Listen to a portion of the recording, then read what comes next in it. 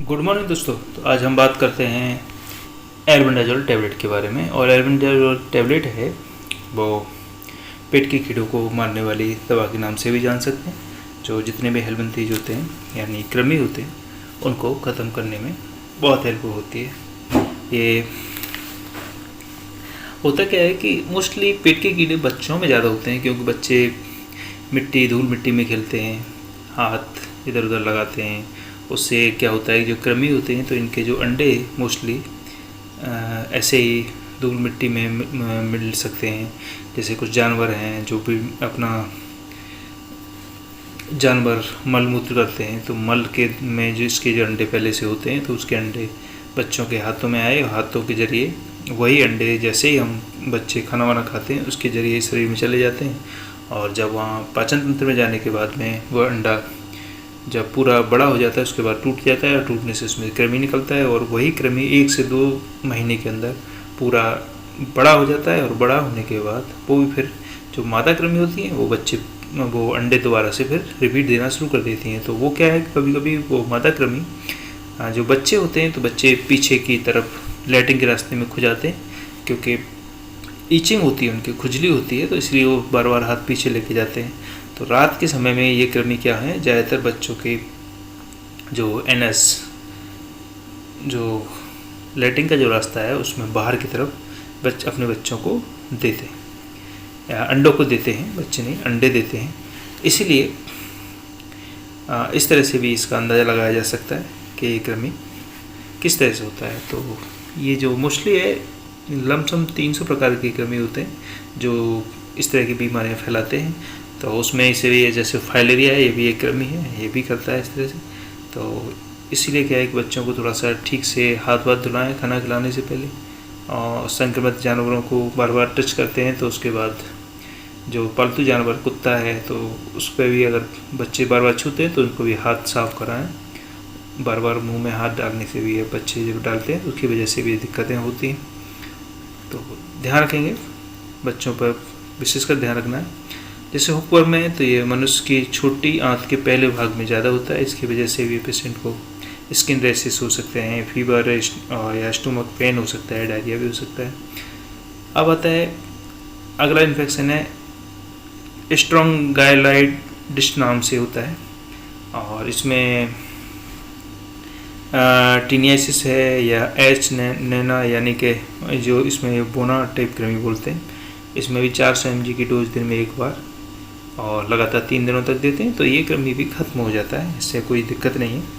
जो एच नैना है ये क्या है कि ये भी टेप बर्मी है, जो टेप की तरह चपटा दिखाई देता है। इसके भी अंश कभी कभी जो लैट्रिन में छोटे छोटे टुकड़े के रूप में दिखाई देता है, तो इससे इसका पता चल जाता है।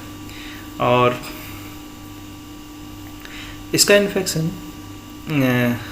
जैसे टीनियासिस है, इसमें कृमि में फीते जैसे कीड़े के अंश दिखाई देते हैं, और एसिना इसके भी जो दिखाई देते हैं, कुछ पार्ट्स दिखाई देते हैं लैट्रिन में, तो इससे इसका पता लगा लेते हैं। तो इसकी भी डोज हमें 400 mg के हिसाब से ऐसे देते हैं, 400 mg डोज देंगे और 3 दिन तक लगातार देंगे तो ये इसका इन्फेक्शन भी ठीक हो जाता है।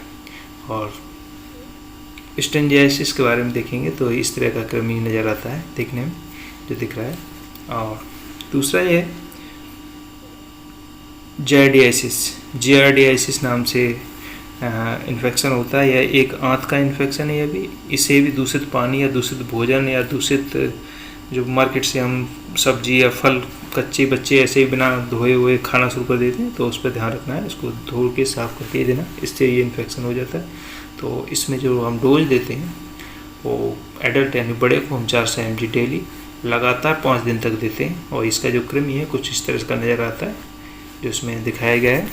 तो ध्यान रखेंगे, दूषित पानी नहीं देंगे बच्चों को, दूषित खाने पर भी ध्यान रखेंगे।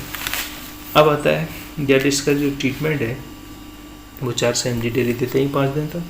और इसका जो कृमि है वो हमारे जो इंटेस्टाइन का है, जो सबसे ऊपरी भाग है, उसमें इन्फेक्शन करता है।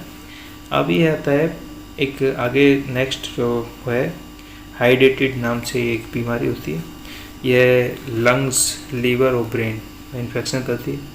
इसमें 400 mg के जो हम एल्बेंडाजोल की टैबलेट देंगे वो 400 mg सुबह शाम देते हैं, और साथ में जो फैट है जिसमें फैटी खाना देंगे और 28 दिनों तक इसको लगातार देते हैं। उसके बाद इसको 14 दिन के लिए रोकना है टैबलेट को, उसके 14 दिन के बाद फिर रिपीट दोबारा से हम फिर देंगे 28 दिनों तक लगातार। तो इसी चेन को हम 3 बार रिपीट करेंगे, क्योंकि ये जो ब्रेन में इन्फेक्शन हो जाता है जल्दी से सही होता नहीं, इसलिए इसे रिपीट 28 दिनों तक ऐसे ही देते रहते हैं। 14 दिन गैप करने के बाद फिर से इसको, यानी 3 साइकिलों में इसको हमें पूरा करना होता है, तब जाके इस सिस्ट से हमें निजात मिल सकती है। तो ये जब हम एक्सरे करते हैं तो ये एक्सरे में नज़र आता है इस तरह का, ये इन्फेक्शन जो है उसे दिखाया गया है। और जब ब्रेन का हम MRI करते हैं तो उसमें ये नज़र आता है, सिस्ट जो नज़र आ रहा है, दिखाई दे रहा है, इस तरह से ये नज़र आता है। तो इससे हमें पता चल जाता है। अब क्या है कि इसके अलावा अन्य है जो जिसे कहते हैं हम न्यूरोसिस्टोकार्सोसिस नाम से बीमारी होती है। ये क्या है, ये दिमाग में, जैसे कहते हैं दिमाग में कीड़े हो जाना, तो दिमाग के कीड़े भी कह सकते हैं। ये कीड़े हमारे शरीर में इतने इनके अंडों के द्वारा या लार्वा के माध्यम से पहुंच जाते हैं। वो तरीका वही है, इन्फेक्टिव चीज़ों को लेने से या उस होने से होता है। ये अंडे शरीर में ब्रेन के टिश्यू में घुसकर वहाँ पर सिस्ट का निर्माण करना शुरू कर देते हैं।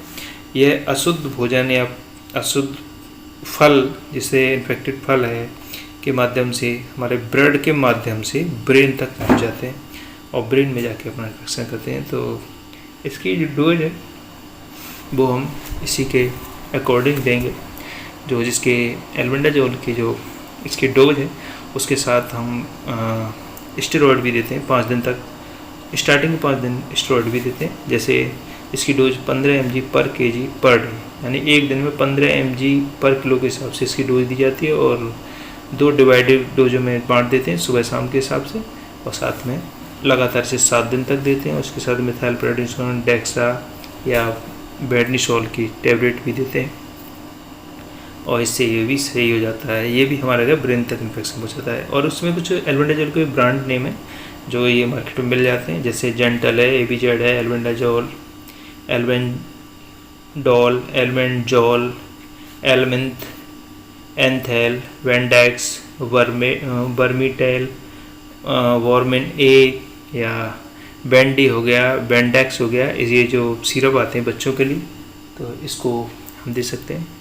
तो याद रखेंगे, एल्बेंडाजोल की टैबलेट की जो 18 साल से ऊपर के बच्चे हैं उनकी 400 mg दे सकते हैं। यानी 400 mg इसकी जो डोज है वो 2 साल से ऊपर को देते हैं। जैसे 2 साल तक का, 1 से 2 साल तक का बच्चा है तो 200 mg एक दिन में एक बार, और अगर 2 साल से बड़ा है, एडल्ट किसी भी उम्र का है 2 साल से बड़ा, तो 400 mg की डोज इसकी पूरी दी जाती है बच्चों में भी। तो इसको ध्यान रखेंगे।